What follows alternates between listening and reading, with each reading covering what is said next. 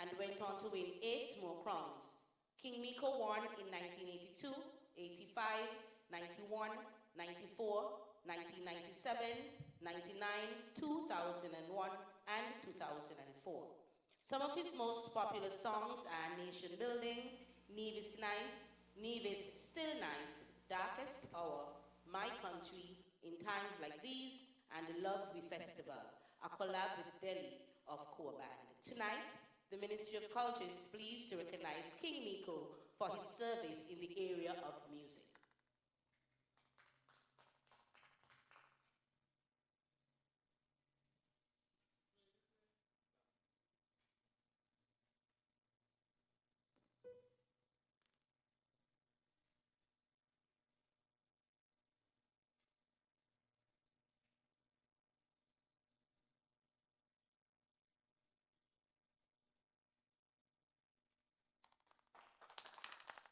Now, ladies and gentlemen, I don't know when last King Miko really sang, but we're going to have the honor, the privilege tonight to have him sing. And he's going to sing a verse of Neve is Nice. And to nice it up, we're going to have his daughter, Lady Destiny, who's going to sing the second verse. So could we give it up now as we welcome King Miko, MBE, on stage? Thank you, thank you, thank you. Good night. I think I'll let my daughter have the honor of doing the first verse. She's the younger one. My voice is not that good, so I'll try to do the second verse.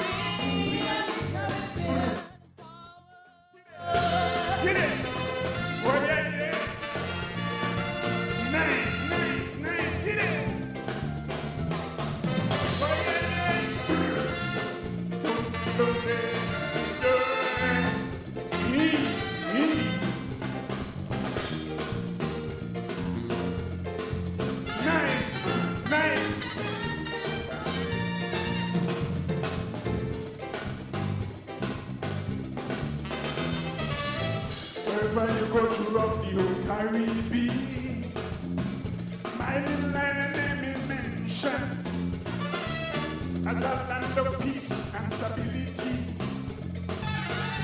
the good choice destination. On the mother islands, reveling culture. We don't be number, we don't be empty. Even when we have election, we abstain from confusion. Peace with the increasing heat. And when the police come corruption, man, they always confident we. And the people so free and so friendly. So friendly. In our land of natural beauty. Sing with me. Bless our country. Bless our native land. Get it.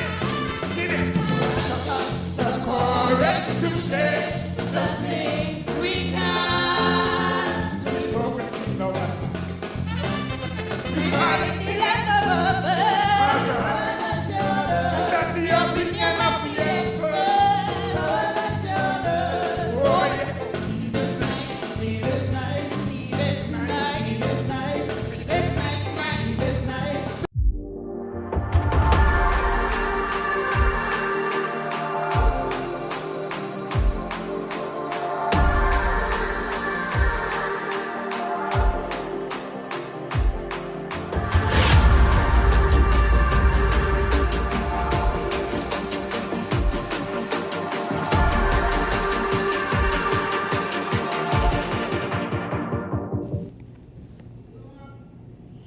Good afternoon and welcome to Working for You. I am Les Roy Williams.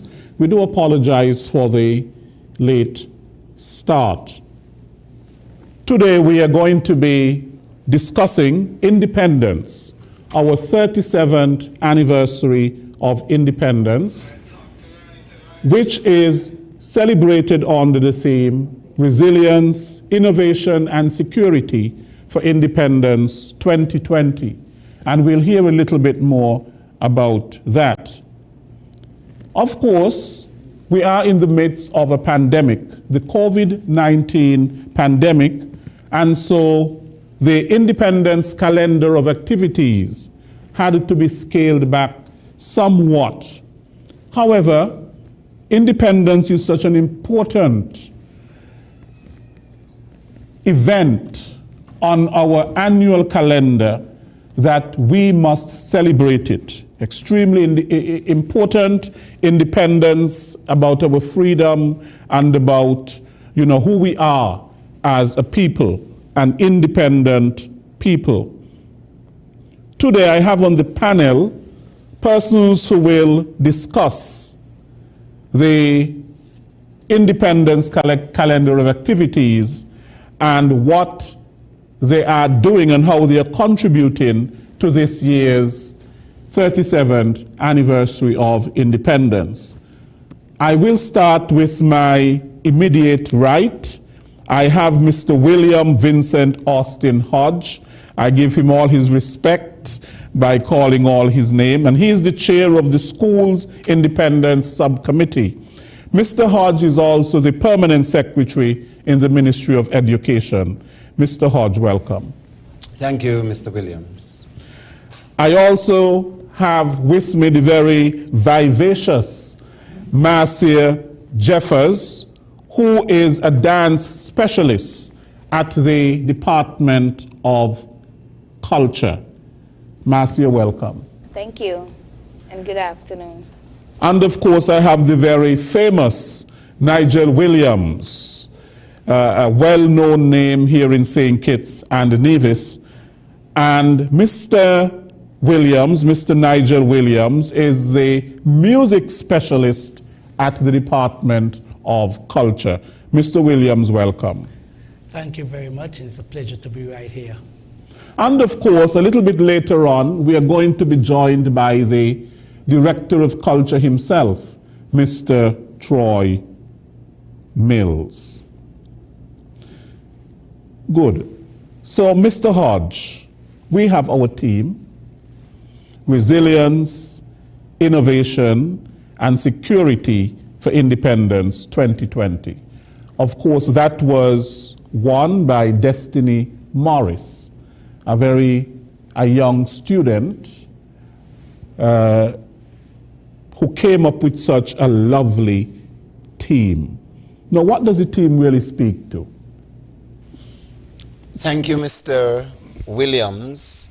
Before I answer the question directly, I would like to say that when I rejoined the Ministry of Education in 2016, I was somewhat not satisfied with the level of participation by our students. I felt that students needed to be more involved in the celebrations. Yes, they were involved, but we just felt that it wasn't enough of them. And the participation was somewhat limited. So on my own initiative, I set about forming this school subcommittee with the permission of the chair of the Independence Committee at the time. And we decided that we would get our principals and education officers involved at that level. And we also invited some other persons who I would say made the escape or ran from education. I'm talking about dance specialist Marcia Jeffers. You know, we sought her out because she has been a long-standing educator, very much know how to engage and involve students. I saw her in action at the Bassi High School. And still even now, even though she's working in culture, when there is a school event, athletics and so on, she is right there. And so we engaged in the committee, and we also invited her partner in crime, the music specialist from that department as well. And they worked very well with the Ministry of Education. So we took over those events, and then when the national committee realized, well, look, education has a structure in place, they're doing a lot of things, they actually put this in our court, because this was originally the work of the national committee. But we were able to take on Desiree Gomes, the personnel officer in the Ministry of Education. She's part of the committee, and she actually led on this piece very well, willingly and enthusiastically. So this year, we were happy with the number of selections. We had close to 70-something entries. Some of them came late, but we were able to come up with a short list of 6 of them, and this was submitted to Cabinet. We prioritized for the 6th, and actually the one that won was our #1 priority, the one that Cabinet selected. This is not always the case. Sometimes it might be the 5th or the 6th on the short list that Cabinet would select. But this year, the one that the committee selected to be #1 was the one that Cabinet actually chose. And as you indicated, it's Resilience, Innovation, and Security for Independence 2020. And this was won by a student from the Sadler's Secondary School, Destiny Morris, from Main Street, Keon, the daughter of Terry Morris, and Aline Morris from Tabernacle. Now, what does the theme mean to us? We are in a situation that is like no other, that most of us who are alive now have never experienced. And so we laid out certain focus or certain criteria that should be reflected in the theme. And one of that had to do with strength and security and health. And so we felt that these words aptly captured that spirit. The theme was also looking for a rhyme scheme within the slogan. It had to be 6 to 8 words, and it must speak to the realities on the ground at the moment. The reality in this case being the pandemic, and we think that we as Kittitians and Divisions, we have to show our resilience in coping with the pandemic. We have to be creative, to be innovative. And that's a word that we're actually using with principals when we discuss what's happening in their schools at this time. We are saying to them that you have to be creative, you have to be innovative, because there's no prescription for any one way of doing things in dealing with the COVID. And then we are trying to keep persons safe from the pandemic and so on. So we think that this really captures, in essence, what the mood and the focus is for celebration for independence celebrations during this time of pandemic. Mr. Hodge, we'll come back to you, but the first activity that is on the calendar of activities took place on Friday past, which is the 4th, and that was the Independence Fiesta at Carnival Village. Normally, it would be held where people can attend and gather and so on, many people. But this year, because of the pandemic, it was virtual. Mr. Williams, do you care to give us a sort of a post-mortem in terms of the Independence Fiesta and how that went? Well, like I said, thank you very much. There's a difference this year, and everything now is being done virtual. And it was a challenge because we are accustomed of doing it like maybe at the circus or on 4th Street or on Bank Street, somewhere where everyone can easily attend. And now we had to take it to Warner Park, where the gates were closed, and just the entertainers and everything just there. But we were concerned, whether the performers will, still put that spirit out, because we recognized there was no one to cheer for them and things like that. And we were really concerned. And again, doing it virtual, there was a lot of things that we had to make sure, because when you're working like that, everything has to be on time, and so the entire operation was different to what we are accustomed to. Anyway, we were able to come up with something in spite of some artists not being able to practice during this time of the COVID, and we were still able to put a good crop together. And definitely, from all reports, it was very, very successful.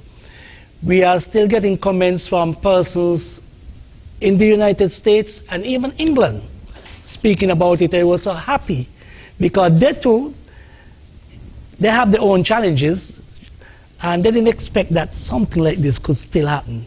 And we came up with it, and one of the big highlights we had on that program too was we honored 3 Calypsonians, King Miko, King Starshield, and the King Ayatollah. And we also had persons representing King Ayatollah. We had King Craig. He sang Kaiso Terrorist, one of Ayatollah's biggest songs. And he did a splendid performance. And we had someone, this was the surprise, we had Miss Jeffers. This was a really surprise, because when we said we're going to have a representative for the King Starshield, everybody expect, okay, King Starshield, that's a man. They expected a man. And out came this young, I don't know what to call her. But she was so outstanding that to the point that so many persons commented about her. She is now thinking about entering the competition for Carnival. So that's how the impact that it had. And of course, for the very first time in 5 years, we had a live performance from the King Miko, plus his daughter. So it was really good. And the minister, our chairperson for the Independence Committee, Keela, Elizabeth Byron, she was there, and she presented the trophies and so on to the honorees, and I was surprised. I didn't know she could dance like that, but she was on stage even dancing. It was a magnificent night, and I think nothing is perfect, but I think we brought out the real spirit of independence.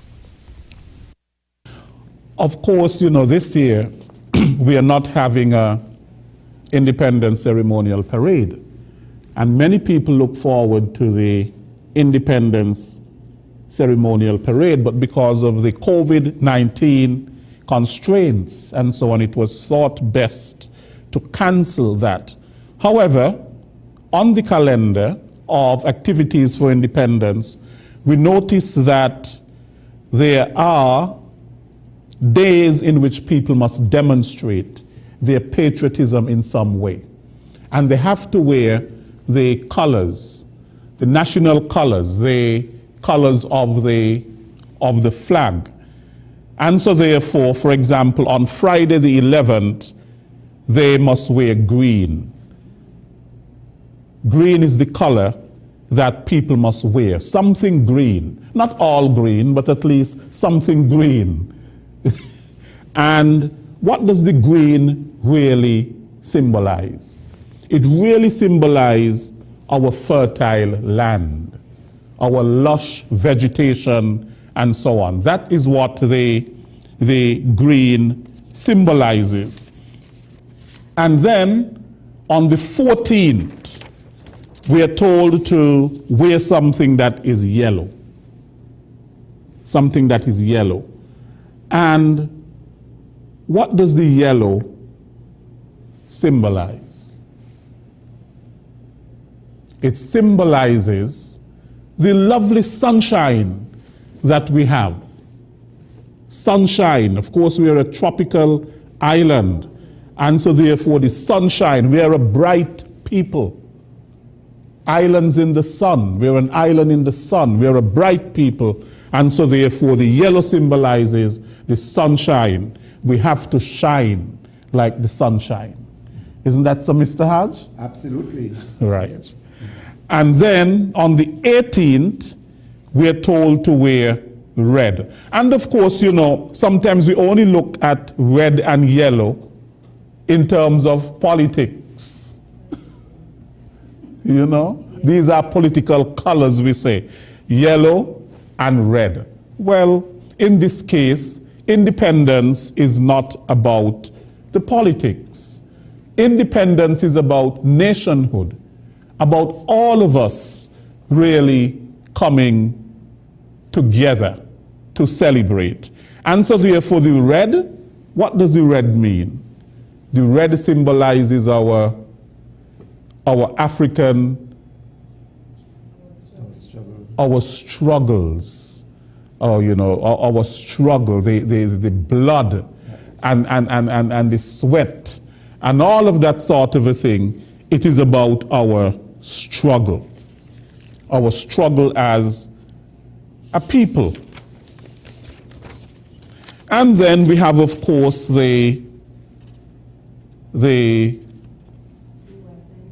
white, and we also have the black. Now, the white should be worn on the 17th. That's the day when we have that patriotic color of the white on the 17th. What does the white symbolize? Hope. And of course, we have the white is there in the stars. The white is in the stars. It's hope, and there are two stars, hope and liberty. And of course, then we have the black. And the black is really for our African heritage, where we have come from. So that was just a little lesson in terms of and on the 19th, of course, we wear all the colors. We wear all the colors. So that is something that has been put into the calendar of activities for this year's 37th anniversary. And of course, it's a brilliant idea. If I may say something, Mr. Williams, persons have actually expressed their disappointment that the parade is not going to take place. And I have to say that our chairperson, the Honorable Akila Byron Nisbet, she really pushed for that. She was getting down on the Defense Force representative at the meeting and the police representative to say, we need to do this in some form. But I guess after everything was taken into consideration, the decision was made to forego it for this year. But she, the chairperson really pushed for that to happen. It is something people really look forward to. Yes. Because the display, Right. you know, that discipline and that order and so on really reflects how our society is and really need to become more disciplined and more ordered and so on. People really look forward to that. And it's also once a year. Mm-hmm. Now tonight we have the Prime Minister's lecture series at the Royal St. Kitts Hotel. Now that too will be virtual. That is a virtual lecture series. It's the first virtual lecture series that we're having because of the COVID-19 pandemic. And that is at 7 p.m. and the guest speaker for the Prime Minister's lecture series is a young mechanical engineer by the name of Mark Pennyfeather, who has some managerial role in KDP. All of us in St. Kitts really should know KDP, the courier service. And that is tonight at 7 o'clock. And of course, that will be carried on ZIZ TV and radio, and it will also be carried on social media. Now, in terms of tonight's event, Mr. Williams, that is one of the events that our secondary school students are taking part. They're coming to be part of the audience. It's a young speaker. I think he's actually in his 20s, and so not very far removed from performers by age. And so each school is expected to send a certain number of students. The buses are being arranged to pick up students and the time that they will be collected to come to the JACTA Royal St. Kitts Hotel to be part of this exercise. So we look forward to seeing our students from the secondary school as well as the CFBC College. So the students, because of course the Prime Minister did mention the focus on young people. And the Mark Pennyfeather is a young person, and young people really bringing their talents together for nation building.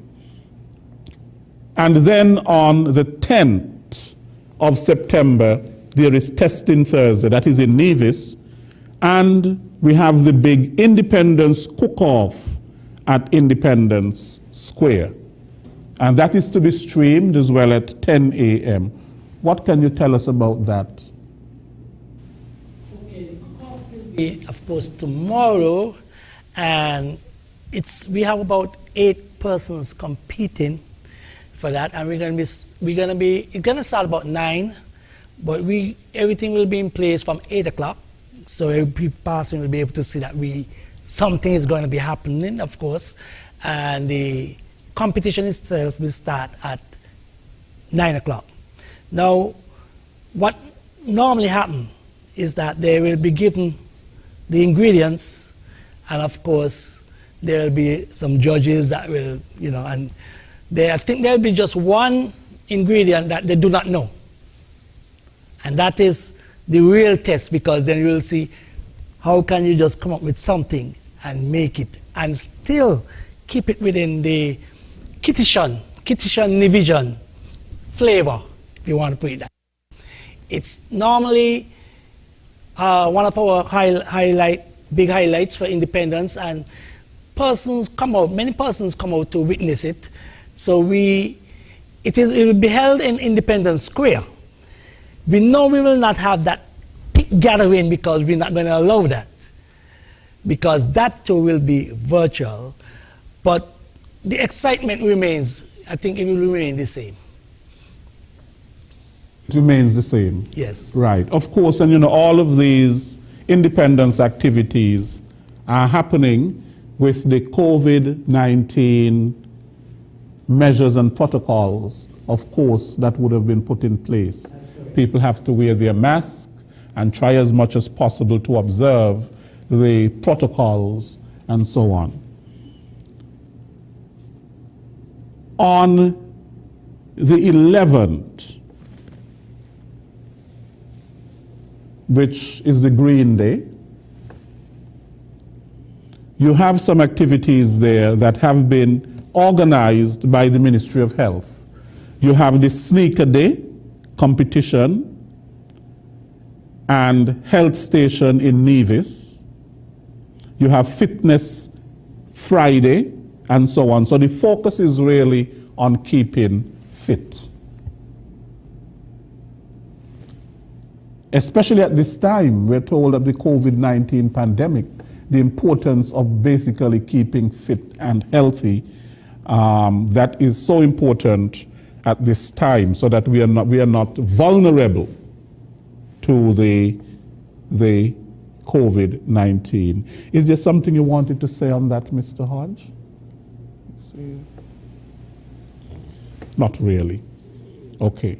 And then on the 12th, which is a Saturday, you have the Caribbean Wellness Walk.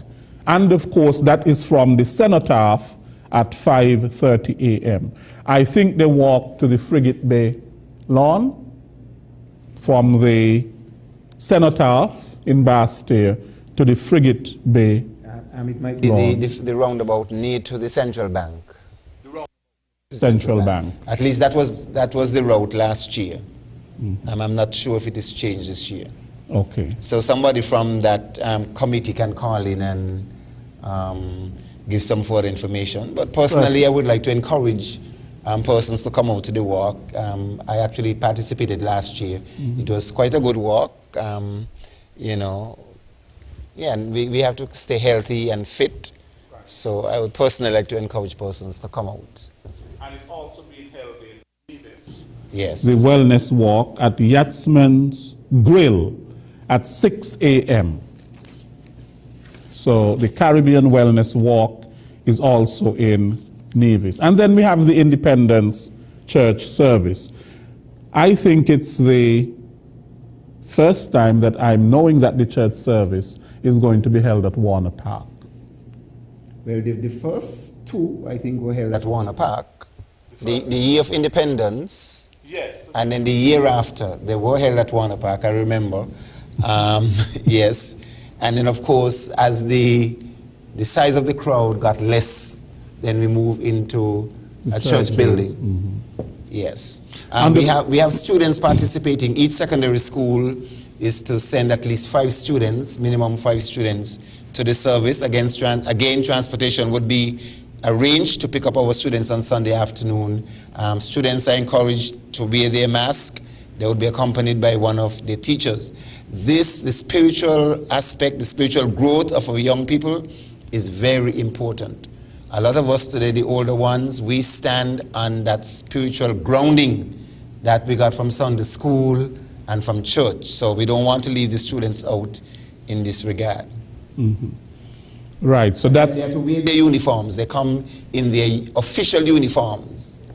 Yes. Okay, so that's the church service. And it's at 4... It's at 4 p.m. at the Warner Park Cricket Stadium. And of course, again, all the COVID-19 protocols must be adhered to for that. I don't think we have information yet as to who the preacher is and stuff like that, but no, that's not important. It doesn't matter who is delivering the word.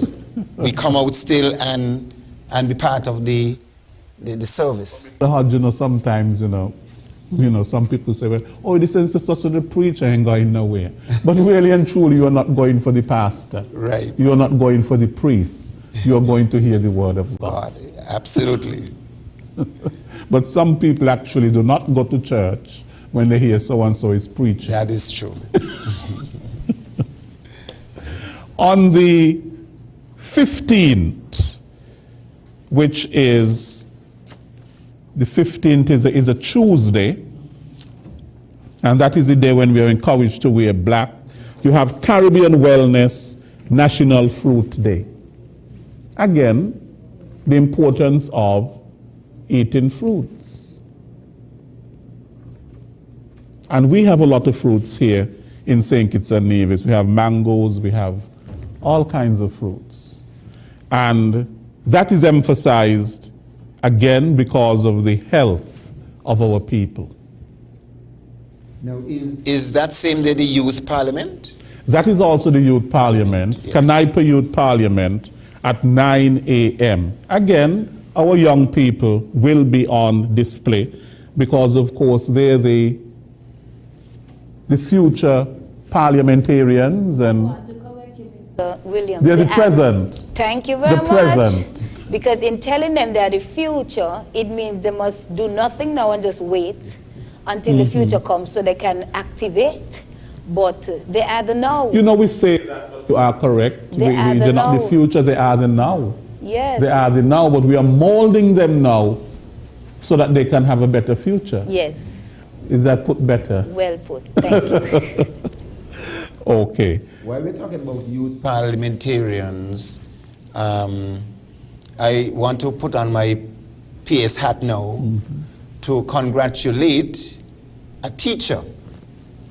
And I think that the teaching fraternity is proud that Dr. Joel Clark, one of our teachers from the Keon High School, has been selected as a member of parliament. I think it speaks well for the teaching fraternity, because a lot of times, you know, government as a whole look to teaching, you know, for persons to fill key positions in community. And so I want to congratulate Dr. Joel Clark. She's a very strong teacher at the Keon High School, works very hard, very professional. I had the good fortune to be her principal for 5 years when she was at Sandypon High School.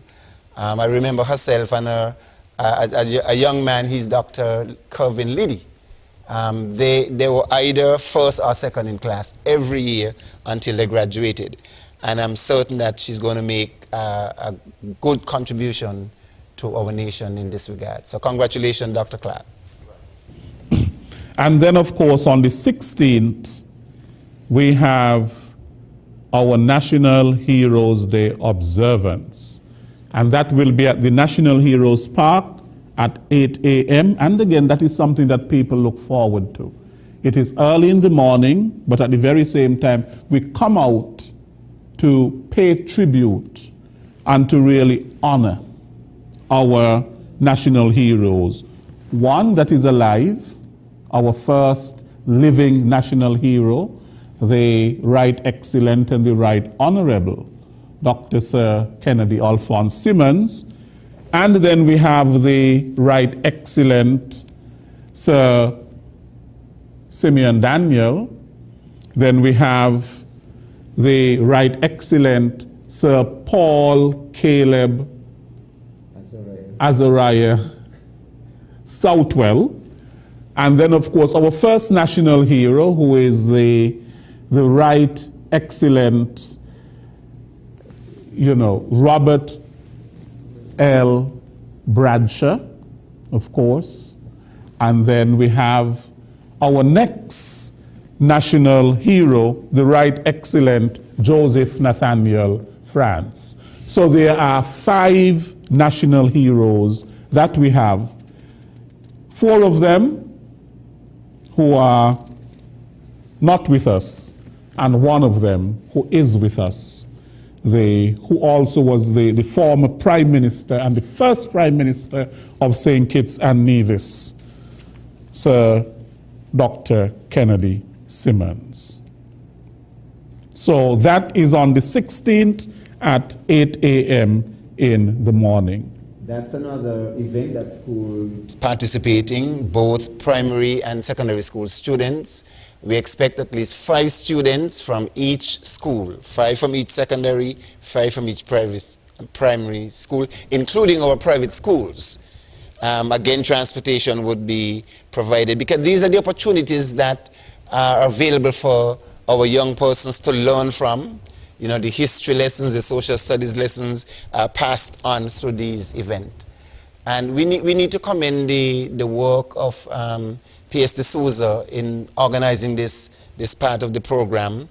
The setting is really beautiful. You know, the Heroes Park. It's a place that our children have to be brought to, especially those from the rural areas. We have to bring them, other than in the National Heroes Day, to experience the National Heroes Park and the significance of it in our history. A lot of persons are talking about, well, we got to teach more history in schools. I agree, but the curriculum cannot take everything. And this is one way of teaching the local history. I need to say, however, that we are endeavoring, we are rewriting the national curriculum, and we are endeavoring to include what is called St. Kitts Nevis Studies. And by the time you finish high school, you should have taken that course based on the new arrangements. But getting our children to come to visit the Heroes Park when teachers can explain more about these national heroes is very important. You know, and as I reflect on the first national hero, he wrote excellent Robert Bradshaw. He was a self-taught person from humble beginnings. And our children must know this, that they could aspire to that. Even if you drop out of school, you could still have the opportunity to get a good education, to go into something that can really uplift you and make you a contribution to community. I was at Teachers Training College when Mr. Bradshaw died. And the teachers were called upon to be ushers. And it was an opportunity that I got to see practically all of the leaders in the Caribbean at that time, which was a rare occasion that you would get to see persons from, leaders from the region. And I always remember that. If we weren't called upon to usher, I would not have had that experience. So these are the kind of things that build the patriotism in us. You're correct. And independence, of course, is a time when, I mean, we're supposed to be displaying it all year long. Yes. But independence is a time when it is highlighted, of course, and our young people knowing the colors of the flag, of course, what they mean, taking pride in our national symbols, the coat of arms, the flag, looking at our national heroes, and seeing, you know, what they would have done and how they can emulate them. Yeah, like the author of our national anthem, the design of the flag. These things are important. Yeah, the local history. The local history. And as I mentioned, this design of the flag, Mrs. Idris Lois, she has a new name. We can't call it. This is somebody who contributes every year to school children. She has already, and she comes out to St. Kitts to distribute these supplies to school children. She's not able to come this year, but she has already sent those school bags and so on to be distributed to students. So, you know, she has gone, she has moved on to another country, but she has not forgotten her contribution to her native St. Kitts. And we want a lot more people to do this. You know, so I'm waiting to get the call to tell me when the things are here, and they will be distributed on her behalf to students right across the country. And Kenrick Georges, the composer has of the national anthem, who has passed away and so on. These are people who you will never forget. Absolutely. Because when you hear about the composer of the national anthem and so on, and the respect that we should have when the national anthem is being played. Absolutely. You know, sometimes I see all kinds of things. I see the national anthem being played, people are on their phones and all kinds of things. Yeah. Each respect. Right. And so we encourage the singing of the national anthem in school, and we also have to encourage the proper stance, the way you stand when the national anthem is being sung. Mm-hmm. And we also have to get some of our children singing it correctly because they mix up some of the words. And I keep saying to principals, you have to do this rehearsal all the time. Make sure they're saying posterity and not prosperity. Mm-hmm. And that children stands, because that's wrong grammar. That's correct. Children stand. You are so correct. But you know, when you do these things over and over again, they become a part of you. Absolutely.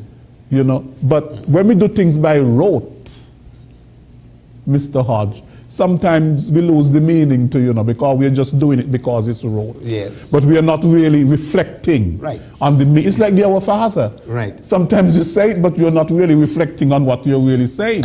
It is something that you're doing by rote. Yeah, I remember when the national anthem came first, my head teacher, Rosabel Warner, the late Rosabel Warner, very revered head teacher, we had to teach the national anthem like a poem so that children understand what those things in there meant. I don't know how much of this is done today. I mean, poetry is something that I love. I have a big love for poetry. You know, so we had to do that. You know, the children didn't just go up and sing it, but we had to ensure that they knew what the words meant and so on in the national anthem. Right.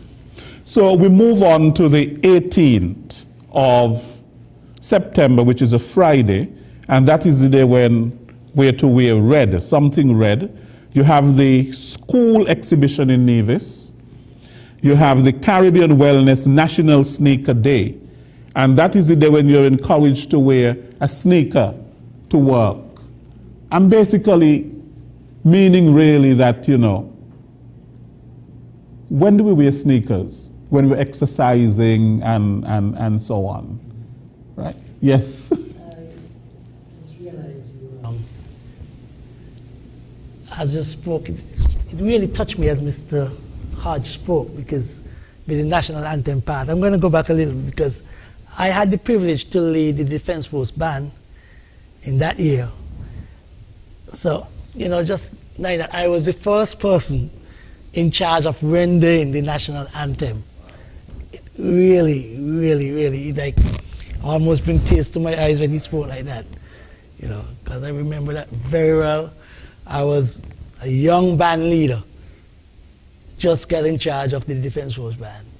So it always touched me when I hear that. And that brings us to, there's another Fitness Friday, which will be held in Nevis.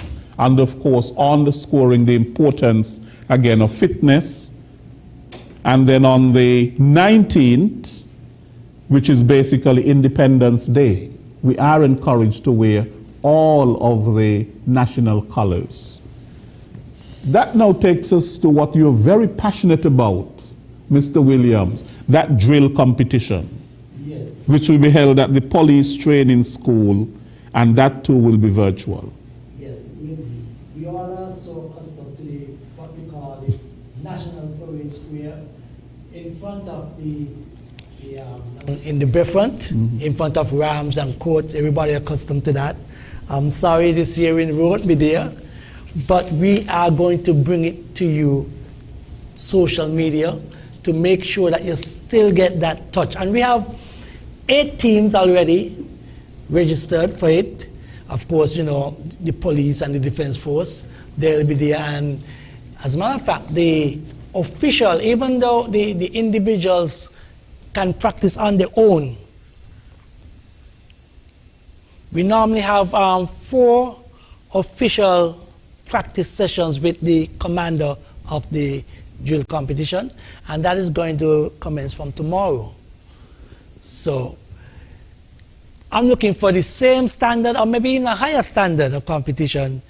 It's just that it's going to be virtual, it's going to be at the training school, and it'll give you a little taste too of the uniform body.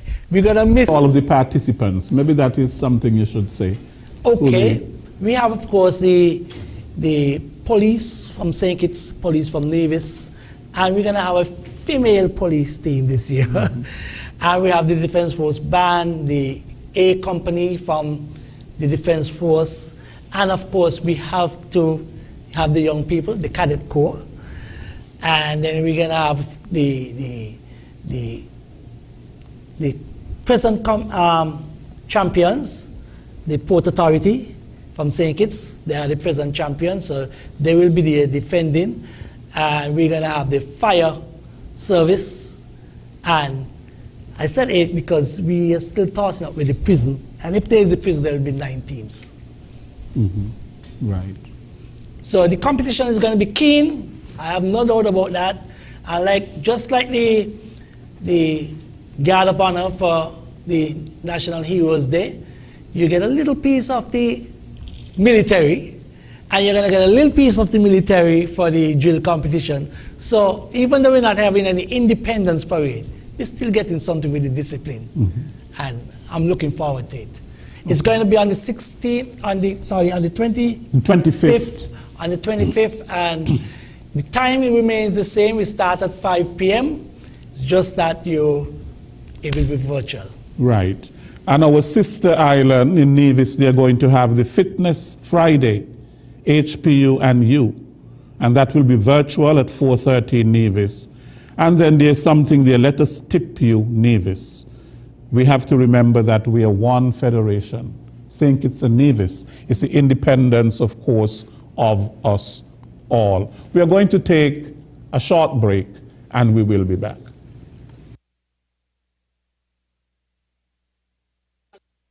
King, Elflin Warner is among 5 St. Kitts and Nevis nationals awarded in the Queen's Birthday Honors List, June 7th.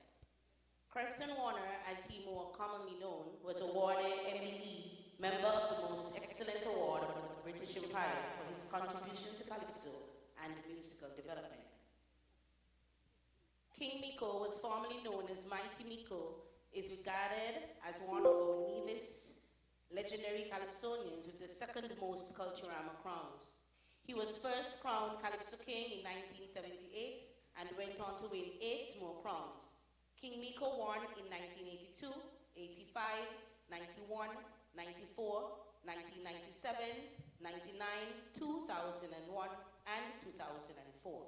Some of his most popular songs are Nation Building, Nevis Nice, Nevis Still Nice, Darkest Hour, My Country, In Times Like These, and the Love We Festival, a collab with Delhi of Core Band. Tonight, the Ministry of Culture is pleased to recognize King Miko for his service in the area of music.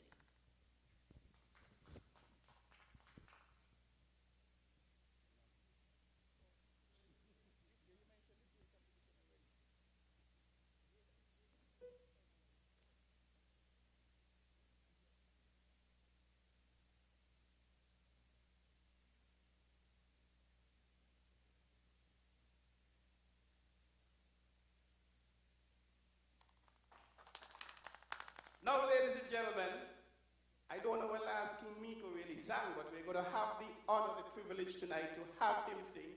And he's going to sing a verse of Nevis Nice. And to nice it up, we're going to have his daughter, Lady Destiny, who's going to sing the second verse. So could we give it up now as we welcome King Miko, MBE, on stage? Thank you, thank you, thank you. Good night. I think I'll let my daughter have the honor of doing the first verse. She's the younger one. My voice is not that good, so I'll try to do the second verse.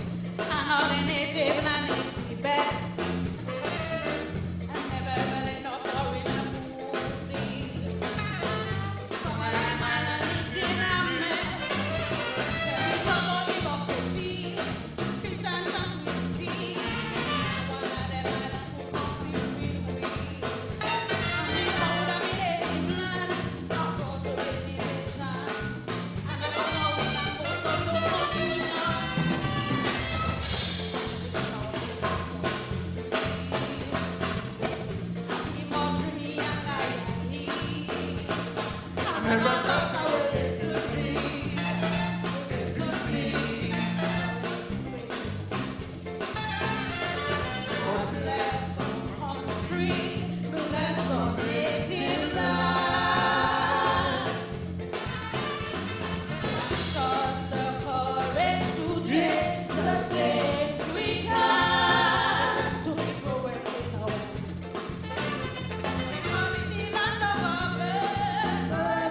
you.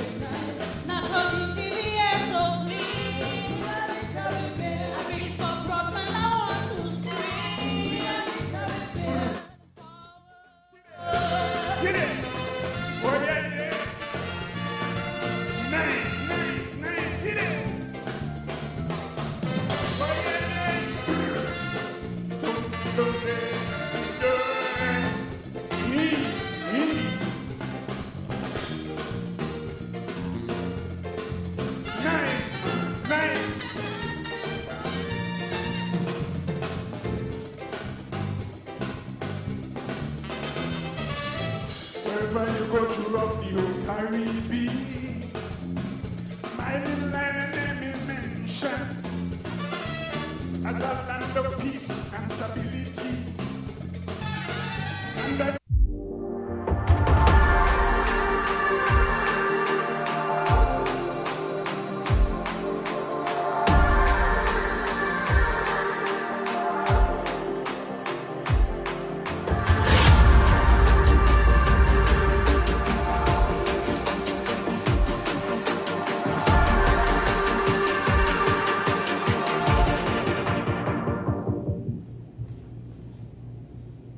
Okay, welcome back to Working for You.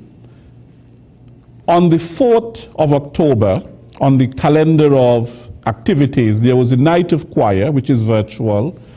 Then on the 17th, the night of instrumental music. And on the 25th, the night of dance. However, that is being combined. And I would allow Ms. Marcia Jeffers to speak more to that. Ms. Jeffers. Thank you, Mr. Williams. There is the first word in our theme, resilient, and the merger of these activities represents what it is to be resilient, because we were having some restrictions, the night of choirs, the night of instruments, and the night of dance in particular, because with the pandemic on our heels, we were not able to host any dance classes. You know, the choirs weren't meeting, and persons with instruments, particularly steel pan groups, they were having some challenges with actually meeting. There was no social gathering, and so we were not able to practice. This year in particular was very hard, and I would further say depressive for us dancers, because we didn't have any dance recitals. I think only one group, Rave, which is directed by Miss Theona Evans, would have had her dance recital, and that was because hers was early, January, February. And so because of these hindrances, we were not able to have the night of the choir and instrument and dance as is on the calendar. What we have been able to do, there is hope yet, hope is in our flag, and it's independence. We are hoping to have a merger of the three. We're going to slate it for the 17th, as you would have said, of October, because we know September is just a small month, and we cannot have so many activities in the same month, so we have to spread abroad. So on the 17th of October at 7 p.m., that's a Saturday, so mark your calendars, we're going to have a night of the arts, performing arts in particular. So we have selected, or we will select, 3 or 4 acts from those nights, the choirs, the instruments, and the dance, to compile a program for that night. And as other activities, because these fall under the subcommittees of education, our youth and our children are our focus. So what is going to happen, instead of the large groups that we would normally have, we're going to have some duets, we're going to have some quartets, small groups in particular, to do these performances. And I will tell you, because we are such a versatile and resilient and talented nation, this show is going to be exemplary. The chair of the night of choirs would have been Miss Sherman Lazar, the daughter of our former PS, God bless his soul, and she is excited about her event. I was the chair of the dance night, and we would have had 2 dance nights before, night of dance, and it was, off the chains. And so we really are looking forward to the night of the arts. Mr. Williams would have organized the night of music, where we had steel pan, and we are looking forward to the merger. It would not be as many persons, but it still be of some quality. And what we want to do this year is to include the Divisions. It's a federal, it's a national event, and we're going to invite dancers, instrumentalists, and choirs, or group selection from NIVIS. And so we want the general public to look forward to this night, Saturday the 17th of October, not September, And the venue, of course, is going to be virtual. We don't have a venue, but as yet, we're going to be sending out, of course, it's a national event, so ZIZ Online is going to be on board. So look at all our pages, and we would be coming to your homes and edutaining you. I want to use that word because it's education and it's entertainment. So resilience with a merger of 3 performing acts, 3 nights of wonderful dance and singing and music. I hope you're coming, Mr. Williams. Good. Marcia, thank you so much. It's a pleasure. Okay. Now we are going to go to the phone lines, and the numbers to call are 466-2666, that is 466-2666, 662-8674, 662-8674, 767-4765, 767-4765.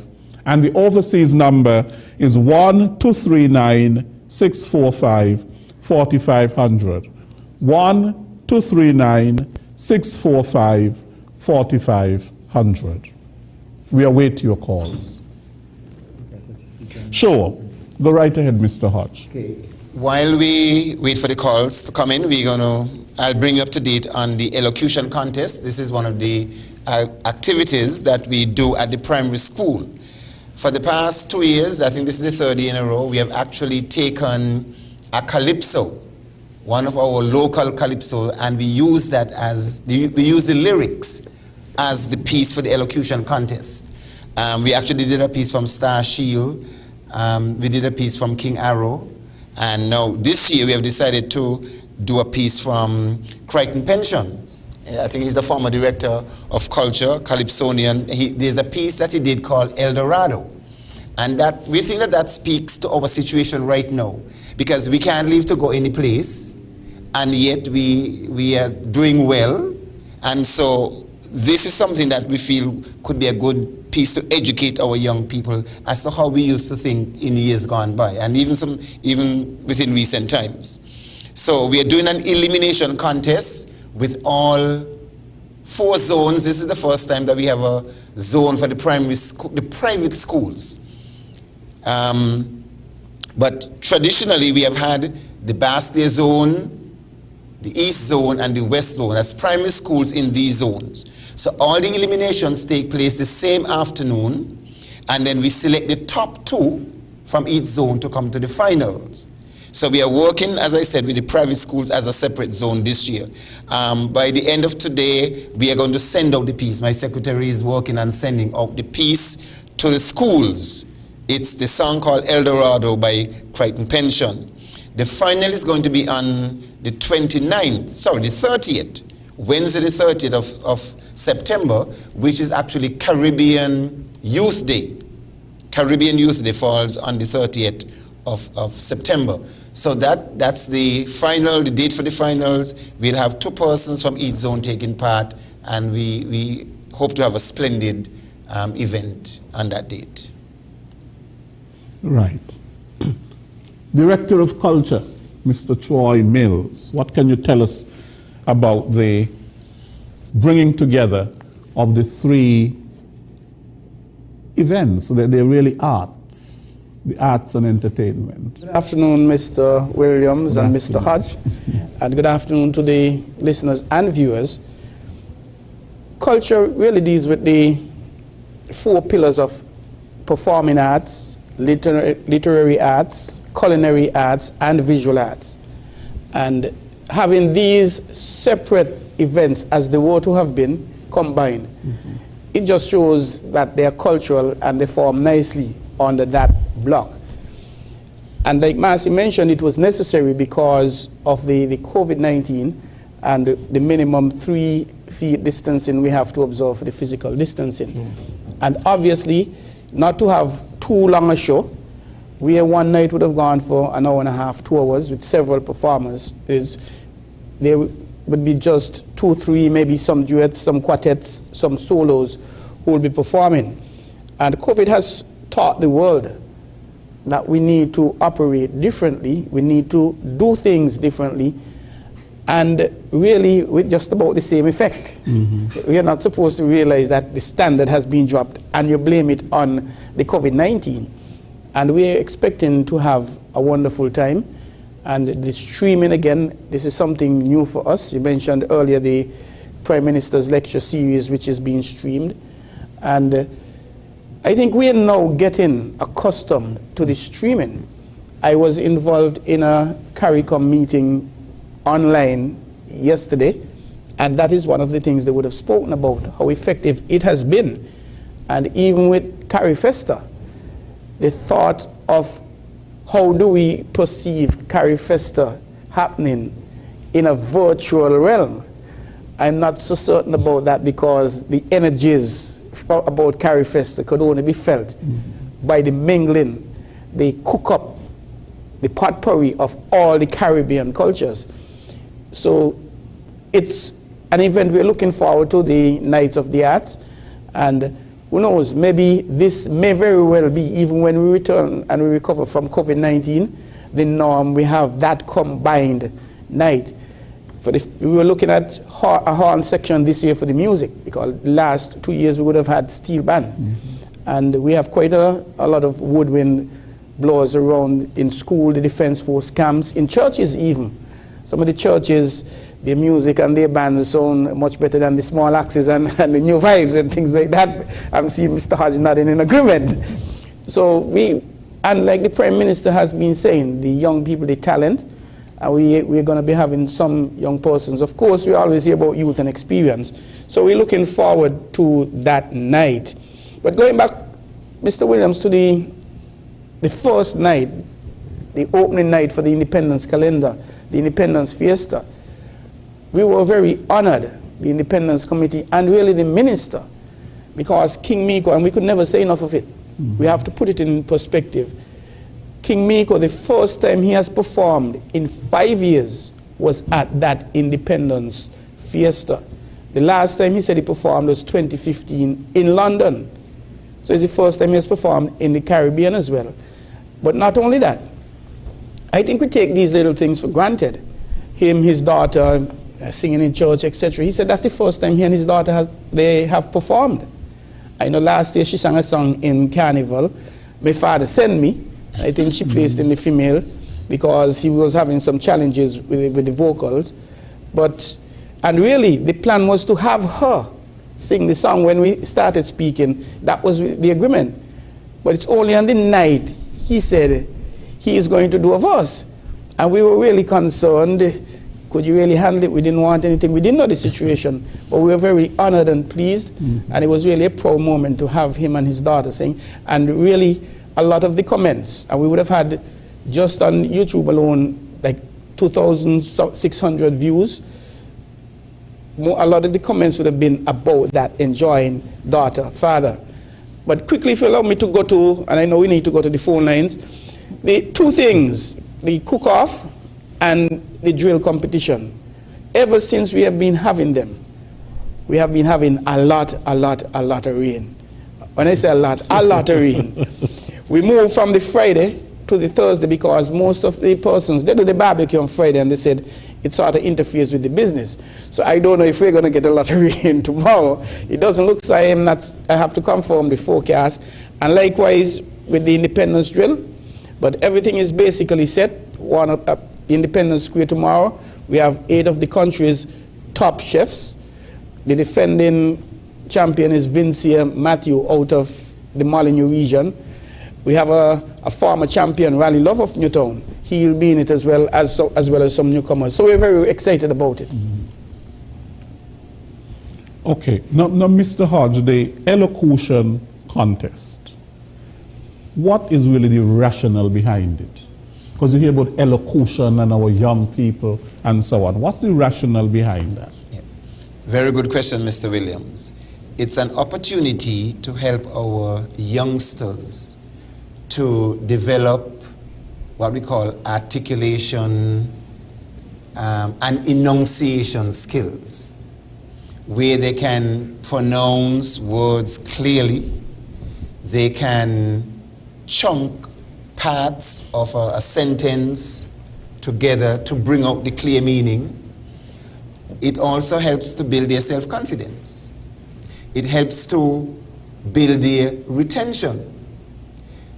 Because in years gone by, when we did poem in school as students, we had to memorize these poems. Mm-hmm. And some of the long ago educators talk about poetry, multiplication tables, and spelling as 3 areas that help to build students' retention.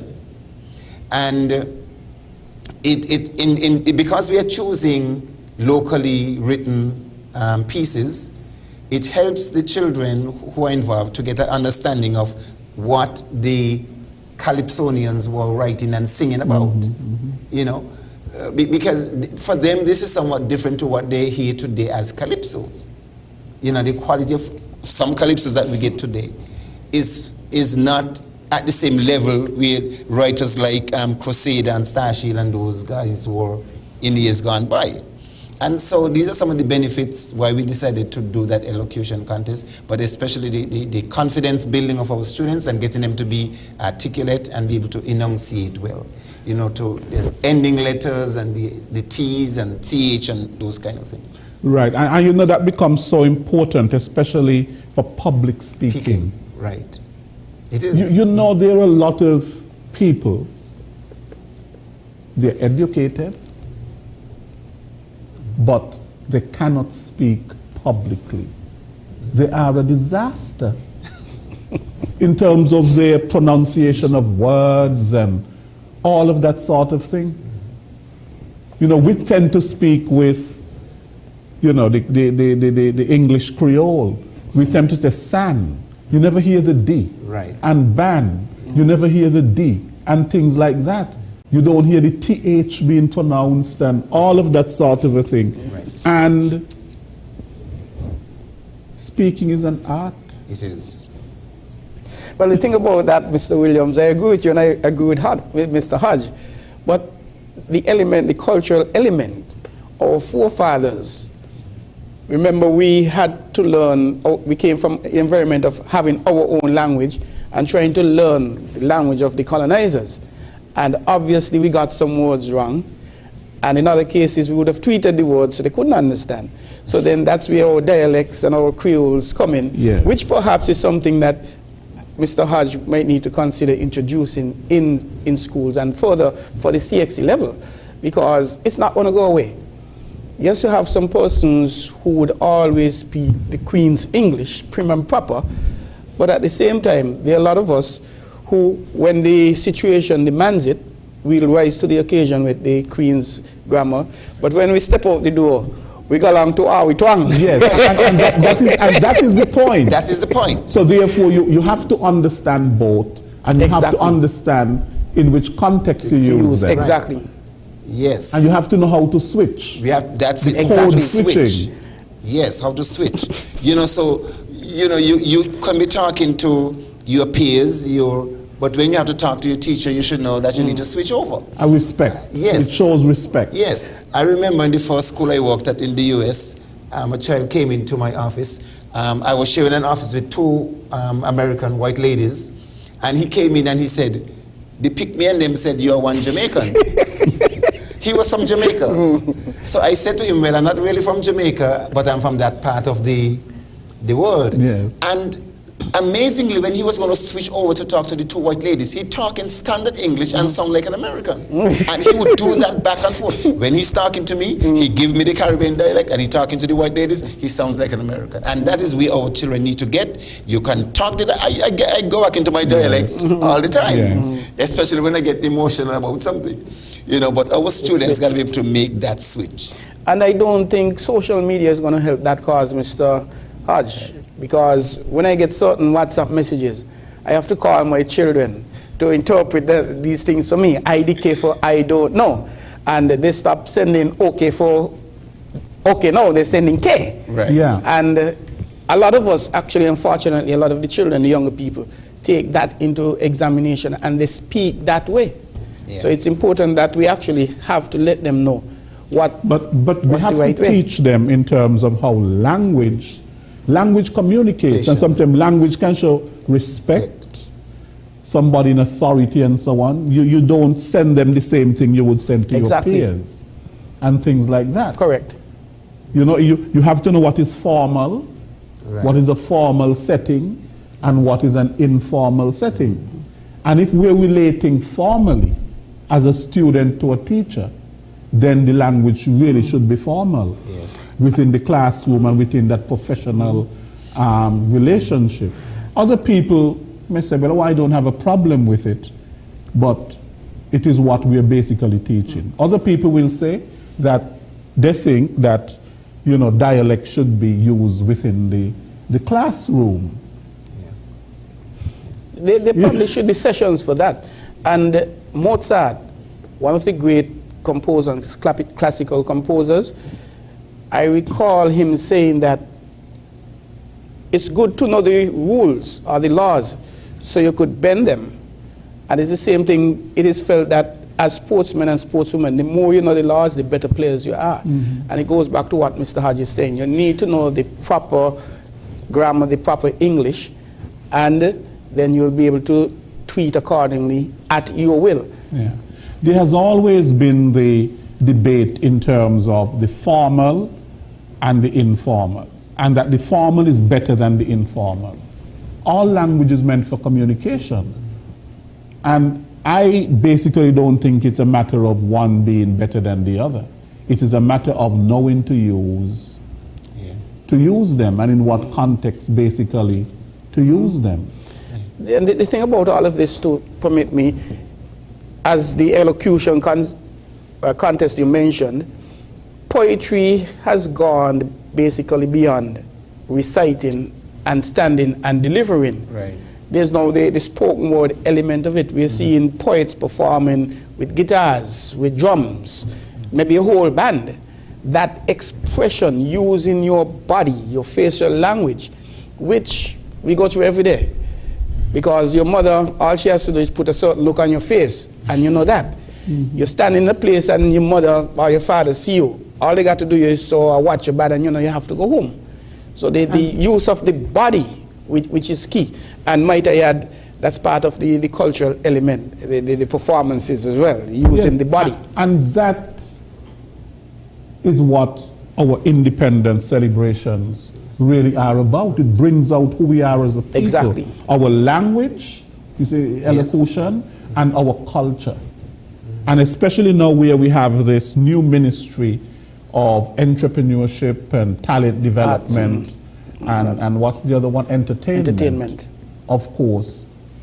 These are things that really build our people, the development of our people. And so they're all a part of the independence calendar of activities. Who we are as a people, our culture, our language, our religion, which is there, the state service, you know, our health, you know, all of that.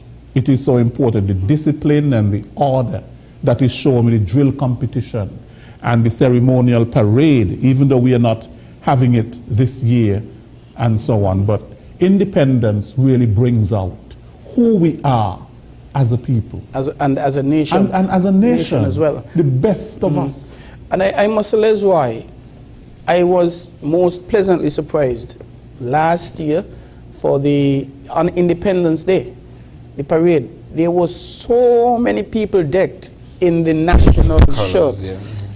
I don't know who designed it, but I love it, and it seems to be very, very popular. And of course, there are different versions. And it's not that they were told to do it. Exactly. Like this year, we have the Patriotic Colors Day, but it is something they took upon themselves, which shows really maturity. Exactly, and not only adults, babies. Right. You see children walking and babies in hand in that national way. And part of the maturity has to be the political element. Of course. Because you find yellow and red, they're part of the national flag. And there are days when we'll have to wear it. Yeah, Yes. and we cannot politicize We cannot. independence. Everybody will need to wear the yellow on the designated and the red when the day is designated Yeah, for it's that. about nationhood. Exactly. It's not about partisan politics. Exactly. It's not. It's about the country, it's about nation building, it's about all of us. Exactly. That unity, that togetherness. The unity. Because no one of us is greater than all of us. That is correct. Now, I think we're out of... We'll make a last call for anybody calling. No one has called in. No one has called in. I suppose that we were very clear. That's a nice shot. Well, we do have to make some changes to the calendar, so people have to bear that in mind. So I would imagine that the calendar would be updated and put out again with the new dates. Yeah. And again, that's why we must remind the public that tomorrow, the Independence Cook-Off, which is a barbecue, all the foods are done barbecue style, cooked on a coals grill, not electric, not gas. And it happens at Independence Square tomorrow, starting at 9 o'clock, when we have the registration. And it goes down to about 1:30, we're thinking, because the judges will be there. Each chef will have to present an entire balanced meal on a 10-inch plate to the judges.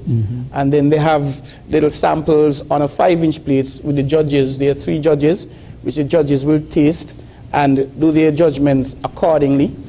And it's really exciting. Yes. Unfortunately, we won't have enough to entertain members from the public who will be there. And that, again, is an important part of our culture and who Exactly. we are, our food. The culinary arts, of course, food brings people together as well. But this time, of course, because of the pandemic, we cannot come together as we really would like. For example, the toast at Camp Springfield and the Independence cocktail reception at the Governor General's house. Correct. Those things are off, you know. So unfortunately, we won't have them, but at the very same time, we have to understand the reason behind it, and at the very same time, still find ways to celebrate. Indeed. So once again... Mr. Hodges said that the calendar is going under some changes. Yes, because, for example, those 3 events that we would have had to involve the schools, they are now combined into one. The night of dance, night of choir, and the night of instrumental music. Correct. We are now combining these 3 events, and we are calling it the night of arts. Yeah, but a date has not been set. Yes, a date has been set. It's actually the 17th of October. Saturday the 17th is going to be virtual. We have to determine where the studio audience will be. And Miss Lazar, who is in part of the choir piece, will be in touch with our secondary school principals. We're also going to have Mr. Massey is going to be in touch with those dance groups, and Mr. Williams will be in touch with the steel bands to get a few items there. So that is one thing. And then we are switching the elocution contest. The final was planned for the 27th, which is a Sunday. But we are moving that now to the 30th, which is Caribbean Youth Day. Yes, so there are a couple of changes that would take place. Okay. So the calendar will be revised. Would be revised. And resent. And right. Okay. Well, I want to thank all of you for coming. And I think we had quite a lively discussion on our 37th anniversary of independence, the calendar of activities. Of course, Mr. Hodge, you've been here several times, and so this is almost like, you know, child's play for you. And I want to say that, you know, in one of our meetings, we actually started talking about things that are going to happen for the 40th anniversary. Because as we look around, it's going to be right here. It's going to be right here. Yes, so this is the 37th, we have 38, 39, and then a big one, 40. Right, and for our 40th anniversary, please God that we don't, you know, the COVID-19 and so on will be past and behind us, you know, and we will be in recovery mode, of course. And so therefore, we'll be better able to come together as a people and so on, you know, for our independence celebrations. Mr. Mills, thank you very much. Of course, the Director of Culture. Of course, you know, you're always welcome on this program, and you always do a very good job of explaining and so on. We also thank Mr. Nigel Williams, who had to leave. He is the music specialist at the Department of Culture. We also thank Miss Marcia Jeffers. She is the dance specialist at the Department of Culture. Both of them had to leave. We thank them very much. We thank all of you for joining us for today's program. We had a very lively discussion on the Independence 37, the calendar of activities. Some of the things that you can expect, you can be a part of, others where you have to join virtually and so on. Nonetheless, we have to celebrate our independence. We have to own it.